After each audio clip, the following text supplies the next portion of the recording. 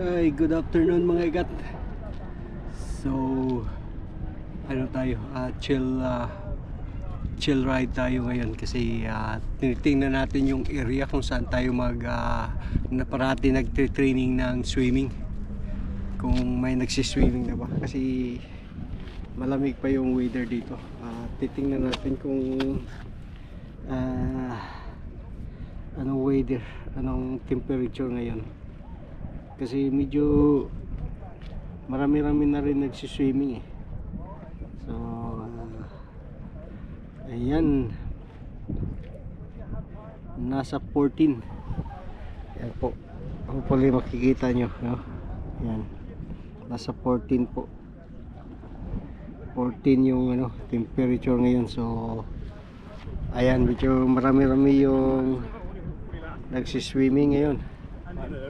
So pwede na tayo mag-swimming. Ayan oh. So mula paano ba to iano natin? So mula dyan sa Martello Tower papunta doon, ganun, hanggang doon sa panglimang buya. Ito ay nasa 750 meters. So yung balikan nito is 1.5 kilometers yung balikan. So dito tayo parati nag-training sa area na to, sa Sea Point. So medyo marami-rami na yung naliligo. At medyo maganda kasi din yung yung panahon, may araw pero malamig pa rin, nasa 14 degrees pa rin yung So baka bukas kung ganito pa rin yung weather, baka pwede tayo mag-swimming bukas mga igat. So yan ang natin, kasama natin ngayon si Lapierre. Yan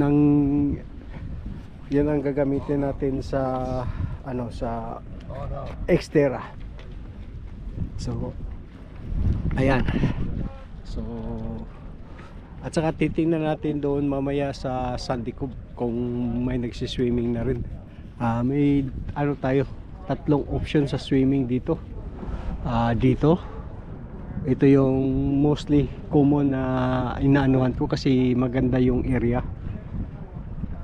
Makikita mo talaga yung limang buya.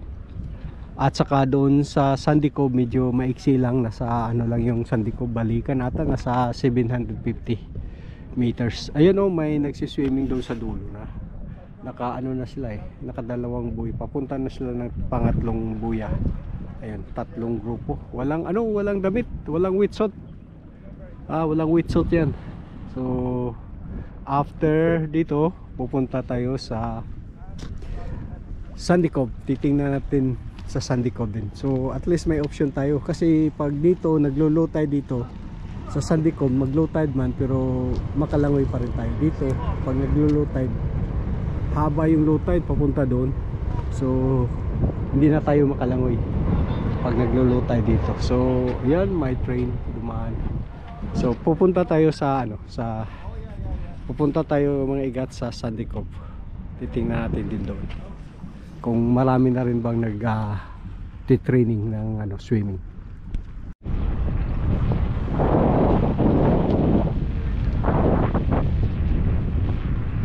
Ito yung tinatawag na Don Larry Harbor mga ikat. So yan, at saka dito may mga activities, kayaking, paddle boarding, at yung cube na yan, doon kayo makarenta ng paddle board. So dito paddle board. Yung may harbor doon banda, asan ba yung harbor doon banda, andun yung mga fishing boat, at saka may sila yung doon, pwede nyo tingnan pag nagpa-paddle board kayo dito. Yan, nagpa-paddle board. So doon kayo magre-renta ng pang paddle board. Ito yung ayos Don Larry.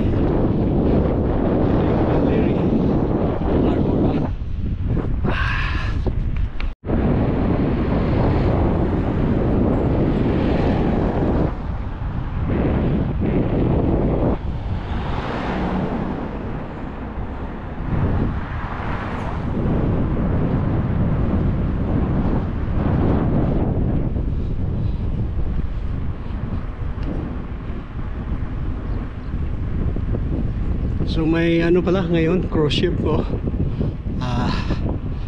Pero hindi nag-ano dito mga igat, hanggang doon lang sa laot. Hanggang doon lang sila sa laot. Ayan o. Tapos dinadala na lang yung mga turista dito sa maliliit na bangka. Tapos may mga bus, tour bus dyan. Inaano sila, sinasakay para itutur dito sa area ng Don Larry, sa Ireland.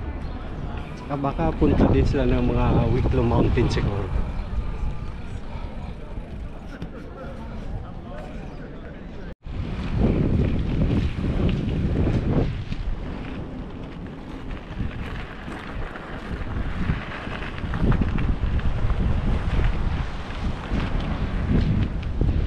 Ayun o yung cruise ship. My God. At saka yun ang Sandy Cove doon. Doon sa likuran, yun pala ang Don Larry Path. So pwede kayo maligo doon sa likuran. Tinatawag nilang Don Larry Path. So ayun. At dati dito yung 70.3 Ironman ginaganap. So dito, mula doon sa Sandy Cove papunta dito, isang ano lang, isang ruta lang. Tapos dito nag-i-exit. Tapos yung transition doon banda. So pero natapos na yung Ironman dito dahil parang siguro hindi sila nagkasundo sa council. So yan, ito yung pinakamagandang area sa 70.3 Ironman mga igat. Ito yung the best dito sa Ireland. Hindi masyado maalon yung tubig, medyo malamig lang sa during that time. Around August kasi sila dito nag-aano ng event. At saka ayan, yun lang yung first na Ironman na sinalian ko dito. Yung first time ko rin nag-Ironman, yun ang last dito na ginaganap yung 70.3. First hindi natapos, tapos yun na ang last nila dito. Lumipat sila sa Cork. So ayun yung ano, Sandy Cove doon banda. Titingnan din natin kung may naliligo. So at dahil maganda yung panahon, maraming naglalakad. Yung cruise ship andyan. So ayos din.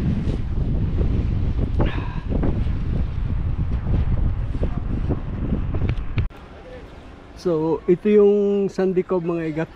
Ito yun din sa isa sa area na pwede kayo magti-training ng swimming. So ayan oh, may mga naliligo din. Yung iba dyan everyday yan naliligo dito. May mga bata na rin. Yun ang tinatawag na lakub. So ayan oh, yung iba malamig yung temperature, nasa 14 pa lang, pero yung iba wala na wetsuit, nagchichill na sila. So ito yung area. So ganda no. So ito yung area kung saan din tayo nagsiswimming, nag-training. Kasama natin parati si Master John Hermita pag nag-training tayo. Ayun yung buya, tatlo yan. So mga apat na balikan, nasa mga 1.15 din siguro yung tatlo. Parang nasa ano ata yung tatlo eh. Isang balikan parang nasa 700 din. So medyo short lang dito yung area ng swimming, pero ayos na rin pag naglo-low tide. Kasi ito pag naglo-low tide may tubig pa rin na pwede kayong makapaglangoy. So yan, at saka pupunta tayo mamaya dun sa Kiline. Pero naka-ano na tayo, naka 13 kilometers. Ayan o, 13 kilometers na po tayo sa chill ride natin.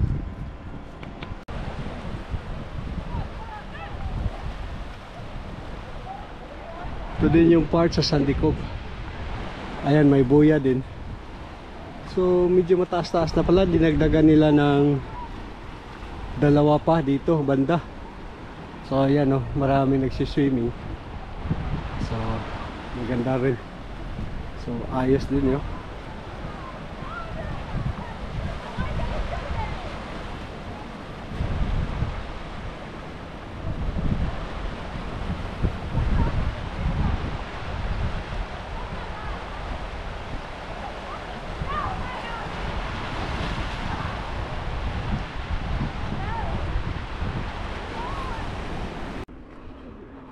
Ayun yung Killarney mga igat. Medyo mas lalong umiinit, no? At pagkita natin dito, may nagpa-paddleboard. So yan. Yan ang Killarney Beach, no? So ito yung Killarney Hills. Aakyat kayo dyan. Gusto niyo mag trail running dito, may magandang trail running dito. So yan.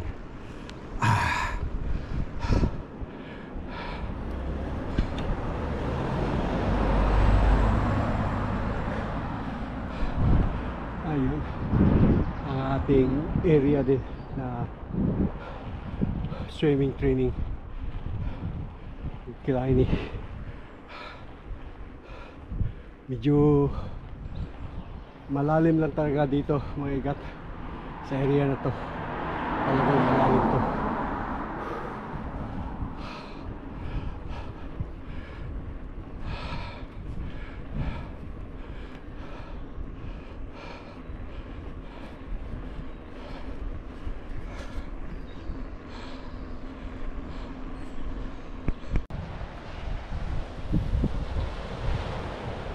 So mga igat, ito yung Killarney Beach, ha? Dito tayo din nagti-training, nagsiswimming. So yan. So yung starting natin ng swimming doon banda, doon sa may may shed. Tapos ito yung first buoy, at saka yung second na buoya, at saka yung third. So balikan dito nasa din, nasa mga 1.3 or 1.5 din yung balikan. So kung anuhin mo daan doon banda talaga sa may cliffs, aabot ka balikan mga 2 kilometers.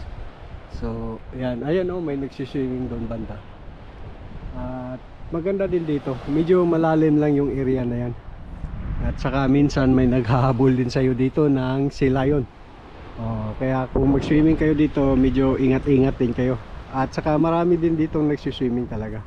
At during summertime, ito puno to. Itong area na to puno to sa mga nagpapainit, nagpapatan, nagpapaitim sa kanilang mga katawan. So mahilig sila dito sa sunbathing. So ayan, ito yung Killarney, ha. Ito yung area ng Killarney. So ayan, alam niyo na kung saan tayo nag-training sa ating swimming. Pero sa ngayon hindi pa tayo nag-start. Baka bukas, subukan natin bukas. Kasi medyo mainit-init na, at saka may nakikita tayong medyo marami-rami na rin nagsiswimming. So hopefully din tayo, kayanin natin yung lamig. So yan, ha mga igat. At huwag kalimutan mag-like, mag-subscribe naman kayo, at paki-share na rin sa ating sa ating vlog. At saka subaybayan niyo itong vlog ko kasi malapit na yung July na mag-Xterra Triathlon tayo sa Italy. So kaya subaybayan nyo kung matapos ba natin to. At natapos natin yung 70.3 doon sa Palawan, Puerto Princesa sa Pilipinas. Pero muntik na tayo na dehydrated dahil sa init, ha? Iniis ko na lang talaga yun kasi ang laki ng gastos. Kaya natapos din natin, pero medyo ang layo talaga ng oras. So dito sa Xterra, short, 1.5 na swim, 30k na mountain bike, at saka 10k mountain run. So kaya parati tayong nagma-mountain bike, ginagamit natin yung mountain bike. So hindi tayo muna nag-road bike ngayon kasi yung training natin ay for extreme triathlon. So yan, subaybayan nyo at huwag kalimutan talaga mag-subscribe. See you my God on the top.